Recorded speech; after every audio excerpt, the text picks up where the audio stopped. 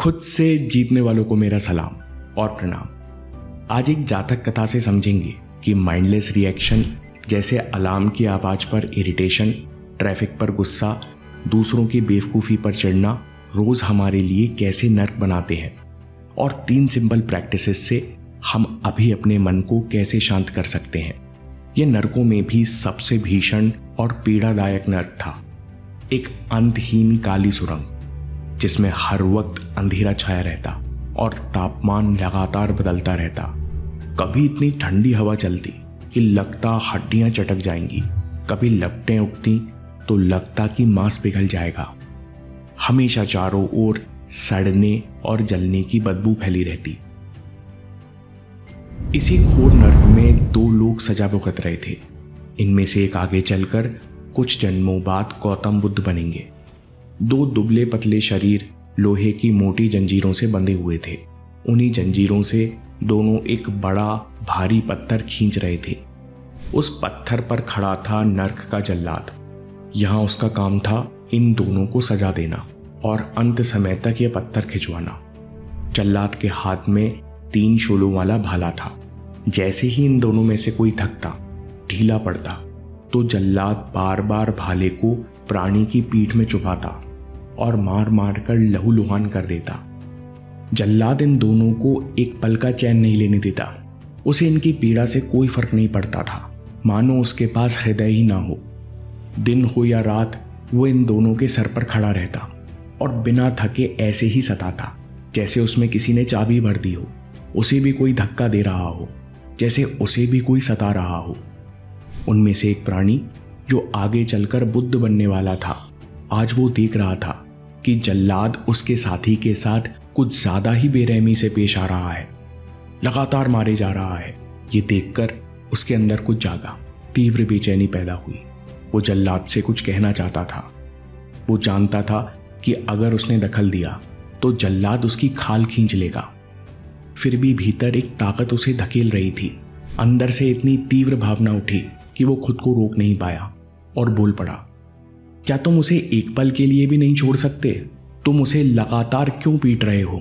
क्या तुम्हारे भीतर दिल नहीं है? ये सुनते ही जल्लाद गुस्से से उबल पड़ा। उसने भाला उठाया और सीधे उसकी छाती में घोंप दिया। इस वार के साथ वह प्राणी वहीं मर गया, लेकिन उसी क्षण उसका पुनर्जन्म हुआ, एक मनुष्य के रूप में। वो नर्क से मुक्त हो गया, क्योंकि इस घोरतम नर्क में भी उसके भीतर करुणा जन्मी थी। दूसरे व्यक्ति के साथ क्या हुआ? दूसरे प्राणी ने जब अपने साथी को मरते हुए देखा तब वह गुस्से में था, लेकिन पहली बार वो ठिठक गया। उसने आश्चर्य किया, इस प्राणी ने मेरी खातिर अपनी जान दी। जरूर इसके अंदर मेरे लिए कुछ प्रेम होगा, कुछ करुणा रही होगी। ये सोचकर दूसरे प्राणी के भीतर भी करुणा जागी। उसने पहरेदार की ओर देखा और बोला, मेरा मित्र सही था, तुम्हारे भीतर हृदय है ही नहीं। शायद तुम खुद बहुत दुखी हो, इसलिए पूरे समय दूसरों को दुख देते हो। शायद तुम भी हमारे साथ नर्क में सजा भुगत रहे हो। ये सुनते ही जल्लाद को उसके ऊपर भी गुस्सा आ गया। उसने फिर से भाला चलाया और पीठ में भेद दिया। दूसरा प्राणी तुरंत मर गया और उसी क्षण उसका भी पुनर्जन्म हुआ, एक मनुष्य के रूप में। अब अचानक नर्क में कोई नहीं था, केवल नर्क का जल्लाद ही बचा था। चारों ओर खामोशी।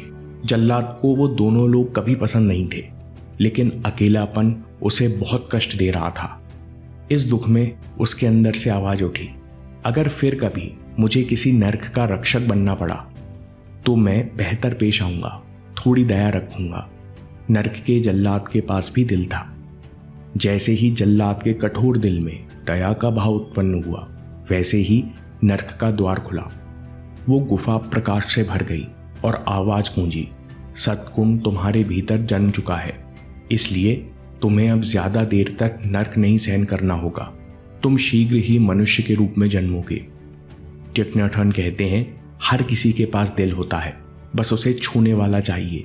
और जब इस दिल को कुछ नहीं छूता तब ट्रांसफॉर्मेशन होता है, जैसा कि इस कहानी में हुआ। जैसे ही जल्लाद के कठोर दिल में दया का भाव पैदा हुआ, वैसे ही उसका नर्क भी खत्म होने लगा। जानते हो बुद्ध के साथ अगले जन्म में क्या हुआ? टिक नैट हन कहते हैं, गौतम बुद्ध नए जन्म में सबके प्रति करुणा और प्रेम का अभ्यास करते रहे, इसी मार्ग पर आगे बढ़ते रहे। इसके बाद वे दोबारा कभी नर्क नहीं गए। कार्मिक फोर्सेस, पूर्व कर्मों का धक्का। दोस्तों, क्या आपने कभी महसूस किया है, आप झूठ नहीं बोलना चाहते लेकिन फिर भी मुंह से निकल ही जाता है। आप बुरा नहीं मानना चाहते लेकिन अंदर ठेस लगती है। आप रिएक्ट नहीं करना चाहते लेकिन भीतर को जल उठता है। ये कार्मिक फोर्सेस हैं जो कभी कभी हमसे बहुत अच्छे और बहुत बुरे काम करवाते हैं। कई बार ना चाहते हुए भी हमसे गलतियां होती हैं, जिस कारण हमारा मन बेचैन हो जाता है। उस समय हमारे अंदर नर्क पैदा हो जाता है। टिक नैट हन कहते हैं कि गौतम बुद्ध ने नर्क से सीखकर हमें बताया, कठिन से कठिन परिस्थिति में भी हम करुणा और अच्छी भावनाएं पैदा कर सकते हैं। माइंडलेस रिएक्शन एक नर्क है। जब हम बिना सोचे रिएक्ट करते हैं, कभी टेंशन के रूप में तो कभी गुस्से के रूप में, कभी जल्दी के रूप में, अपने अंदर नर्क बना लेते हैं। जैसे सुबह का अलार्म हमें उठाने के लिए बजता है लेकिन आवाज सुनकर इरिटेशन होता है और हम झुंझलाकर बिस्तर छोड़ देते हैं। हमें कुछ देर तक अच्छा नहीं लगता।